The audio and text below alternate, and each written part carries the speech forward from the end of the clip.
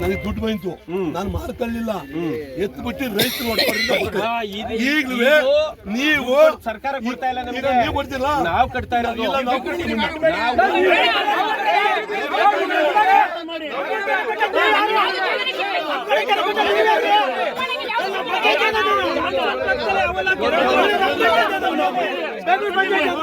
Mission ಏನ್ ತಿಂತಾರೆ. ಗ್ರಾಮ ಪಂಚಾಯತಿ ಕೇಳಿಲ್ಲ, ಯಾರು ಕೇಳಿಲ್ಲ, ರೈತರು ಕೇಳಿಲ್ಲ. ಬರ್ಗರ್ಗೆ ನಾವು ಮಣ್ಣು ಮಾರಕ್ ನಿಂತಿದೀವ.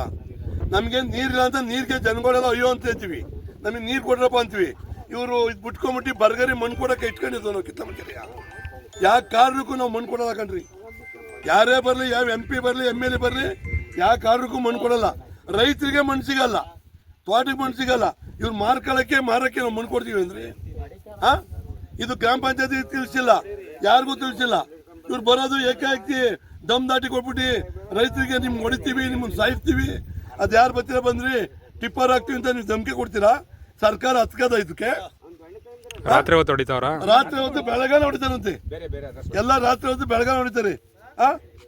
ಯಾವ ಖಾತೆಗಳು ಒಬ್ರು ಇಲ್ಲ, ಎಲ್ಲ ಹಿಂಗಾಡಾಗ್ಬಿಟ್ಟವ್ರಿ. ಎಲ್ಲ ಅವ್ರದೇ ಡಿಪಾರ್ಟ್ಮೆಂಟ್ ಅಂತ ಬರೀ ಎಲ್ಲ ಅವ್ರಿಗೆ ಹಿಂಗಾಡ್ಬಿಟ್ರೆ ರೈತರಿಗೆ ಯಾರ್ರಿ ಸಮಸ್ಯೆ? ರೈತರು ನೋಡೋರು, ಸುರಕ್ಷೆ ಕೊಡೋರು. ಅವ್ರ ಜೊತೆ ಮಷೀನ್ ಹಾಕ್ತಿವಿ, ಆ ಪೋಕ್ಲೈನ್ ಹಾಕ್ತಿವಿ, ಆಮೇಲೆ ಇದು ಗಾಡಿ ಹತ್ತಿಸ್ತೀವಿ ಅಂತಂದೆ. ರೈತರು ಎದ್ಕೊಂಡು ಒಬ್ರು ಬರೋ ರಾತ್ರಿ ಹೊತ್ತು ಹೆಂಗ್ ಬರ್ತಾರೆ ಹೇಳ್ರಿ ನೀವೇ? ಯಾರು ಹೇಳಿಲ್ಲ ಕೇಳಿಲ್ಲ. ಇವರು ಆ ಬರ್ಗರ್ ತಗೊಂಡು ಬಂದ್ರೆ ಆಯ್ತದ? ಗ್ರಾಮ ಪಂಚಾಯತಿ ಮಾಹಿತಿ ತಗೊಂಡಿಲ್ಲ, ಗ್ರಾಮ ಪಂಚಾಯತಿ ಬಂದಿಲ್ಲ, ಗ್ರಾಮ ಪಂಚಾಯತ್ ಅಧ್ಯಕ್ಷರು ಕರ್ತಿದೀವಲ್ಲ, ಅವ್ರ ಯಜಮಾನ್ರು ಬಂದವ್ರೆ. ಅವ್ರನ್ನ ಕೇಳ್ದೆ, ಗ್ರಾಮ ಪಂಚಾಯತ್ ನಿಮ್ಗೆ ಮಾಹಿತಿ ಕೊಟ್ಟವ್ರ ಹೇಳವ್ರ ಅಂತ ಕೇಳ್ದೆ.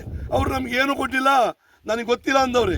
ಅದಕ್ಕೆ ನಾವೆಲ್ಲರೂ ಜನ ಸೇರಿ ನಾವು ಅಡ್ಡ ಹಾಕಿದ್ವಿ, ಮಷೀನ್ ಆಚೆ ಕಳ್ಸಿದ್ವಿ. ಈ ಚಾರ್ಜಿಲ್ ಬರ್ಕೊಡ್ದು ಆಚೆ ಬರ್ಕೊಂತ ಆಚೆ ಕಳ್ಸಿದ್ವಿ. ಇಲ್ಲಿ ಯಾವ ಕಾರಣಕ್ಕೂ ಮಣ್ಣು ತುಂಬಿಸಲ್ಲ.